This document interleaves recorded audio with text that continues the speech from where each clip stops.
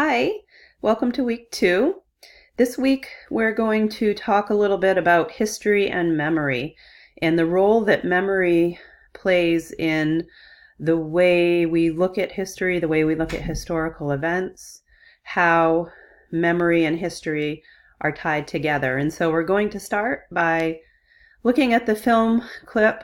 We're not going to look at the film clip. We're going to talk about the film clip that you looked at in regards to what happened at Saul's.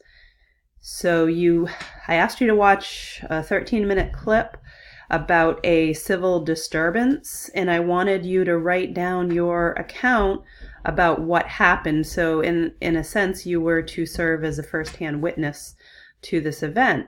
Now, all of your retelling or your stories that you posted in the forum, they're all similar. They all have things in common because you all witnessed the same event, but they were all told in a slightly different way because you brought your own interpretation to that retelling. So you viewed it through your own eyes with your own understanding of what was happening. And so as I kind of go through this lesson today and we talk about how each of you were telling a different story, I want you to keep these things in mind. I want you to think about what is the story of American history, and how do historians construct and evaluate the stories they tell, and why study history. So all of these are in the syllabus, and they're kind of the questions that I posed to you at the beginning. So that will be part of what we're thinking about today as we go through this PowerPoint together. But I also want you to think about the problems that trouble historical knowledge. So how do we get to kind of the truth of the matter, the crux of the matter, when we're evaluating some of these sources that we're looking at? And so firsthand sources, firsthand witness accounts are very important when it comes to understanding history. But what are some of the problems that might come along with having those resources, those firsthand account? And so first of all, let's talk a little bit about about Spike Lee's inspiration for his movie Do the Right Thing. And so this is a quote from Spike Lee. And he said, "I knew I wanted the film to take place in one day, which would be the hottest day in the summer. And I wanted to reflect the racial climate of New York City at that time." And so this was in the 80s that the film took place. "The day would get longer and hotter and things would escalate until they exploded." Now that word, explode, is something that we've come across in another piece of writing, and you may have read for a previous class somewhere or come into contact with the Langston Hughes poem, Harlem. And in this poem, he asks, what happens to a dream deferred? Does it dry up like a raisin in the sun, or fester like a sore and then run? Does it stink like rotten meat, or crust and sugar over like a syrupy sweet? Maybe it just sags like a heavy load. Or does it just explode? And actually that part is cut off here in this piece, but that is what he is asking. Or does it just explode? So that language that Spike Lee is using in this film comes out of a historical background, an understanding that things are changing but not fast enough, a dream deferred. And so that's really important language that you want to think about as we're doing history, as we're looking at the historical account of America from 1900 to the present time, that you're keeping this in mind, that this is something that will really kind of resonate throughout the 20th century, this idea of a dream deferred, of things exploding, of something that is being pushed down, and possibly resisting and pushing back at the same time. And so what is that thing that we're talking about? That is the problem of the color line, as W.E.B. Du Bois wrote in 1903.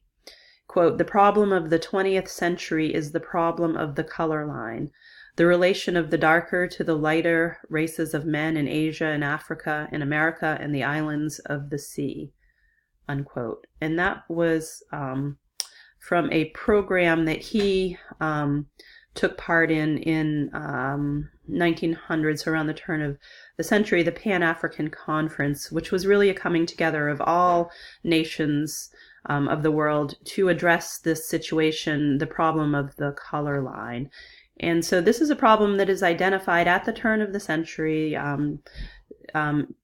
identified by civil rights, by African-American activist W.E.B. Du Bois, and is taken up in the 60s by Martin Luther King and Malcolm X. And these are two men who were featured at the end of Spike Lee's film, Do the Right Thing. I'm not sure if you watched through to the end, but he had quotes from both of these men, and they both were leading activists in the civil rights movement, different philosophies. And so here we have a quote from Martin Luther King, who was against violence and really typified that nonviolent approach to change. And he wrote, quote, "Violence as a way of achieving racial justice is both impractical and immoral.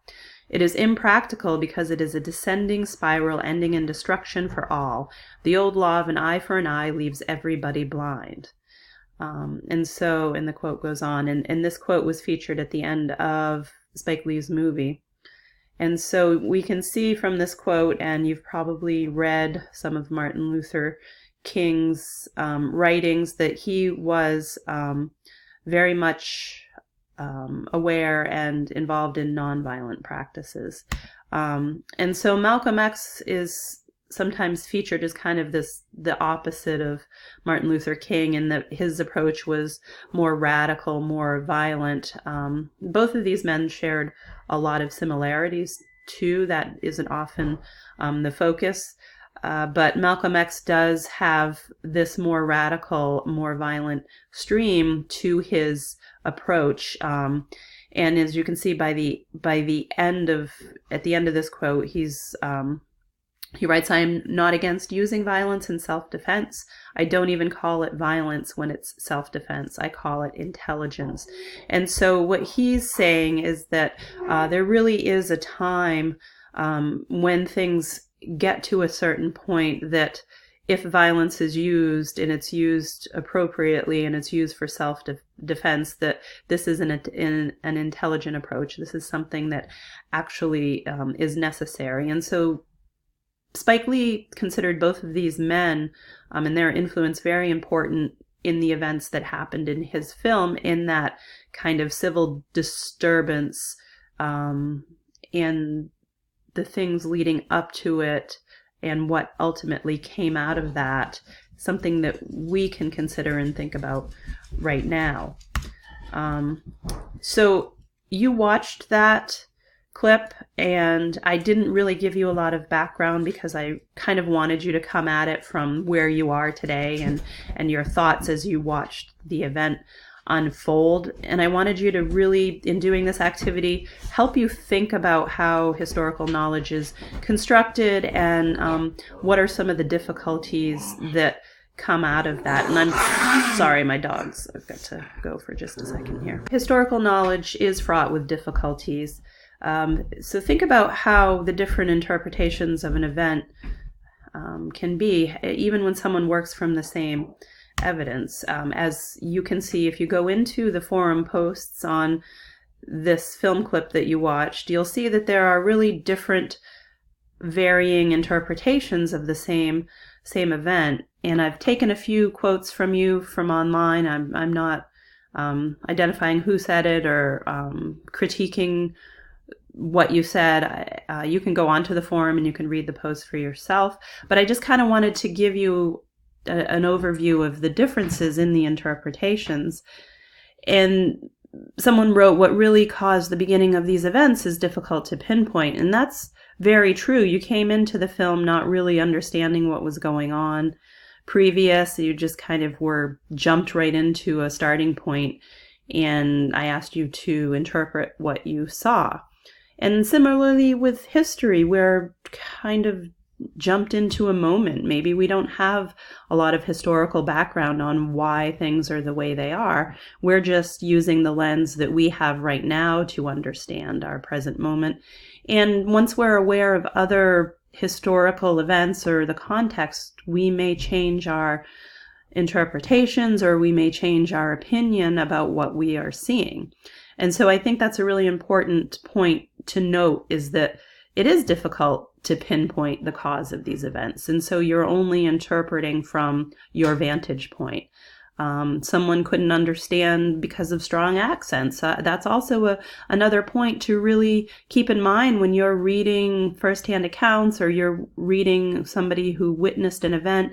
Maybe they're not exactly understanding what the people involved in the event were saying. Maybe there were some interpretation problems in the sense that there was a language barrier, or maybe they couldn't hear what was happening. They didn't get the full account. And so those are some difficulties that might come in with firsthand witness accounts. And somebody wrote, the black customers were exercising their frustration at that the pizza shop did not have any people of color on their wall of fame. Sal had a wall of fame in his pizzeria. However, the wall of fame was only white men and women. The lack of people of color on the wall of fame sparked a small protest by 3 young black men. The intruders wanted more racial diversity in the Hall of Fame wall. So these are all saying the same things, but they're saying it in a little bit of a different way.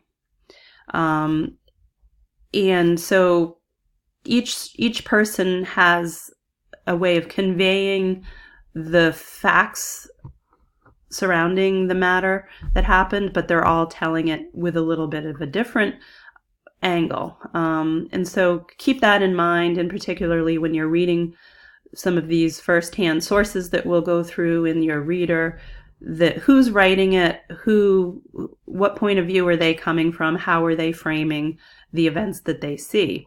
Now, you're all very similar in your backgrounds, you're similar age, possibly so you may be seeing things in a very similar way. Some of these primary sources that we're reading are decades apart, or from different parts of the world, and so they may not see things similarly at all, whereas in your report on this event you may see things rather similarly, and it just may be a choice in wording that you're using a little differently, or a lens that you're looking at from a point of view depending on your own experiences. So you can read these for yourself. I would encourage you to go onto the forum and take a look at the different interpretations and respond to some of your classmates, and think about some of the reasons that they may have focused on what they focused on, and why you focused on what you focused on.